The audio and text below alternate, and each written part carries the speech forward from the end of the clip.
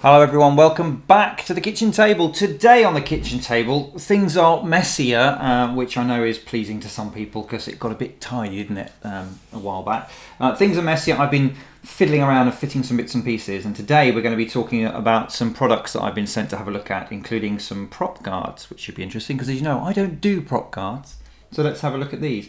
But before we look at these bits and pieces, we must have a beverage to help us with the qualitative assessment of the products. And today I've been sent something. I had some contact from somebody who thought, you know, there's too much foreign wine on the kitchen table. You need some good, decent English beer. And so the lovely people at Hobson's Brewery sent me a rather fetching pint glass and a case of some of their rather nice indeed bottle conditioned ales, and the one I'm partaking of for this video is their Manor Ale. It is very nice indeed, a lovely, as it says, hoppy amber ale. So cheers. Oh, most refreshing. Right, I'm gonna put that out the way. Right, prop guards. Yes, you may have seen I've done a video a while back, which I'll stick up there somewhere, saying why I don't really use prop guards, why I don't particularly believe in them. Amongst other things, one of the main factors was the convenience. I don't fly out the back of my car. I have a backpack case. I tend to throw the aircraft in it, stick it on my back, go over hill and dale a bit and find some really interesting places to fly in. So the idea of fiddling around with prop guards in the field, literally, is just crazy. So to try and dissuade me otherwise, I got sent previously some clip-on adapters for prop guards. They were called the Firebolts. They were 3D printed. You buy the DJI prop guards, you fix them to the Firebolt device, and then you snap it onto the end of the arms. And they were fine. I thought that was a neat solution, but I have had sort of reports that there may have been issues with, over time, that constant snapping on and off, weakening the plastic. They were 3D printed. And there may have been some sort of production issues as well. Plus, you also had to buy the prop guards. So I've been sent something else by another company who's aiming to try and convince me of the error of my ways. I've been sent the Phantom Guard by BestemUSA.com. And I'm almost convinced, I think. And we're going to have a look why. So here you can see my Vision Plus is sporting one of them. What I'm going to do is I'm going to install one of the other ones just so you can see. And I'll show you what I think makes these a really neat solution. I've just press these little tabs in at the back and give it a little push. He says, trying to do it backwards from behind the chair, which you can't. Helps if I push the right thing. There we go. They slide off, leaving this bracket fixed to your aircraft, this to throw in the backpack, and you to then, when you get to your flying site, you clip it on and it's done. And they come as a whole unit, you can see.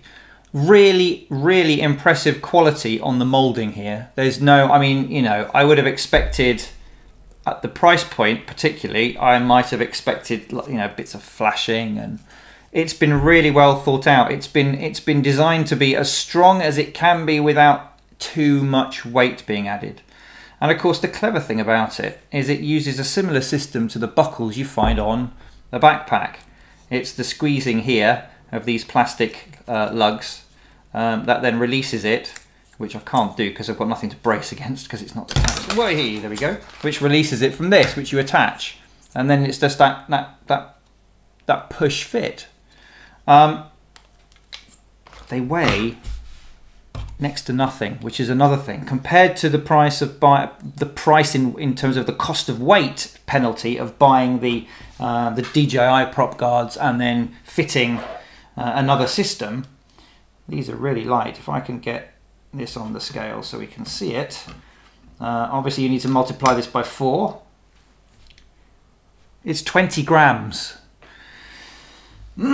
So that's 80 grams for a full set, which is, you know, very good. really. I mean, I can't really think you could get them any lighter than this and actually be able to prevent some damage. So the way that they work and what you get in the pack, which is another nice touch in the pack, you get 2 black, 2 red. Obviously you can put the red ones at the front to match your stripes, at the back, whatever works for you. The idea is that we flip her over here, we'll have a look. What you do is you replace, rather like the stock prop guards, you actually get a replacement set of screws in the pack, longer screws that you put in here and replace the 2 outermost screws of your motor.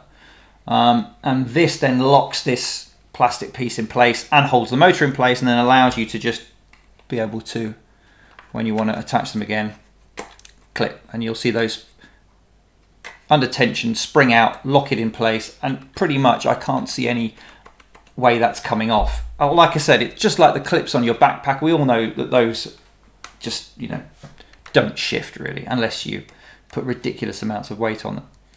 So that's, I'm quite impressed with both the lightness and the sturdiness of that solution. That will, the quality of the plastic in here is such that this will not, I can't see, you know, maybe millions of insertions and removals might weaken it somewhat, but there's just the right amount of force to hold it.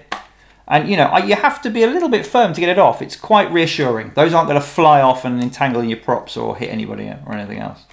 So I'm really quite happy with that design. Let me see if I tip it this way. There's quite a lot of clearance in terms of height wise, so there shouldn't be any aerodynamic issues with that. My only concern is, can we just, let me move it so can we see, it's quite tight, isn't it? Where it goes to its extent, the distance there's a very kind of fine margin. Now, at this point, this is solid and rigid. If you bump into anything like that, it's not bending. If, however, we move it to the middle point there, where can we see that there? And you know, this can just bend in so that potentially you will still hit the prop against something. But it's got to be smack in the middle, because here is rigid and here is rigid. So, you know, at the end of the day, these are for safety. These are mainly aimed at, you know, protecting people from injury. And quite frankly, if you hit something like a brick wall and you do chip the end of your prop because this bends in a little bit, that to me is a small price to pay if the main point of these is to stop people being injured if you're, you know, wanting to fly close to people. So yeah, that was the only sort of issue I had potentially, but it's a fairly minor one.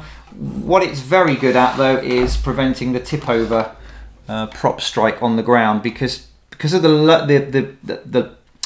low angle of these, there's acres of clearance there. I mean, you'll brush some grass, but you're going to be protected, especially when you have 2 on. Really nicely packaged, nicely put together with some, you know, quality line drawings there showing you how to do it, which is fairly straightforward, obviously.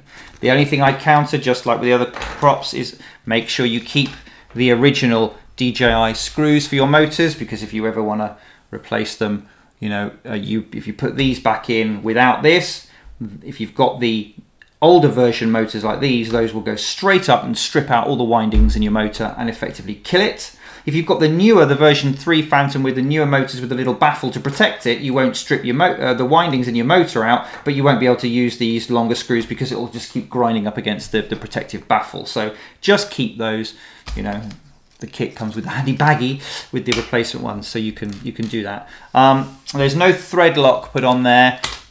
Don't use liquid thread lock. Liquid thread lock can eat the plastic of the Phantom shell. Use the very dry blue type if you want to use any. Personally, I don't like using thread lock. What I prefer to do is very regularly check the tightness of all my fittings, and I do that irrespective. Speaking of checking things, the only other thing that I would say is that if you want to do some maintenance, which if you're not, why aren't you? Or you want to add some parts and bits and pieces, basically take the shell off. The only problem with this solution that they've come up with here is that it covers the holes at the end for securing the the shell. So it means that if you want to open up and add something, check things inside, whatever that, you are going to have to remove these and 2 of the motor screws. It's not a big deal. It's it's 2 extra screws as opposed to previously you would have had to take the end one out and then these 2. You can still get to the others, but there's just one thing. Whether there was ever scope for them to make a hole in there for the sort of a version 2 so you can get in, I don't know. I don't know if that's necessary really. But it was just something else I thought I'd point out, that if you are somebody who likes to take the lid off a fair bit and you're adding and taking out accessories, or just as I do, getting in there for having a look and a check and a bit of maintenance, then you're going to have to be aware of that. So I thought we'd just have a go at installing another one live, as it were, so you can see how easy it is. Well, I'm not going to put you through the interminable boredom of it in real time. By the magic of editing, we will speed this up.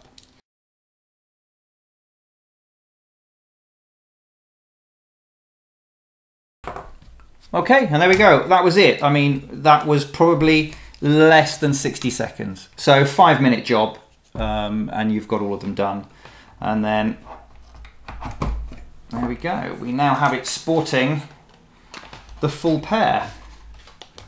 Looks quite snazzy in the red, to be fair. And again, you'll see now that we've got the 2 on there. Preventing tip over accidents is great. No problems at all. And they've also included the 2 little holes here on each side. So if you want to thread string to prevent that anything getting through here and you getting it hung up on a branch or a wire or something, you can thread the string between each of the 4. So there we go. It's as simple and as straightforward as that. I like those. I'm still not 100% convinced I will use prop guards, but if I was going to, these ones here that I can just do that to 4 times, put those in my backpack case, they weigh next to nothing, and then just have it like that. Currently my favourites, I have to say, and as I said, impressed with the quality of the mouldings, good quality screws, nice level of instructions. And it's from BestemUSA.com/Ariel. Price wise, these are $19.95, delivered free in the US. I think that's pretty good value, and that's the other thing that might swing it. They're extremely good value. Worldwide, they do a flat rate of $14.95, so that's kind of starting to look a bit more expensive, but that's a flat rate for anything, so if you want to add some more things. And I'm conscious that, as ever with my videos, this one's going on a bit, so I might do a separate one in a minute about these. But if you're ordering from the website at the moment, if you order a set of these guards, you also get a set of these knobs. And I really like these, and my transmitter is currently sporting them here. So I might just do another little separate thing on these and what I think of those. They are currently available separately for $9.95, or buy a set of these, get a set of these free. So there we go. Bestem USA. Thanks very much to Nate for sending those through. Go and have a look at their website and see what you think. But for me, if I was, as I said, I think currently if I was going to go down the guard route, these ones are the current favourites. And also, whenever I get this little gadget out, people always say, where can I get that? It's great, much better than an Allen key, and it is. I'll put a link in the description. It's available from Amazon in the UK and the US. It's not expensive, and it has different sizes of pretty well made drivers for the hex screws in there, so recommend that one. Put a link in there. It's a handful of dollars. So there we go. Thank you very much for watching. I will see you again soon on the kitchen table. Thanks to Bestem, thanks to Hobson's, and yes, join me again shortly. Until then, cheers.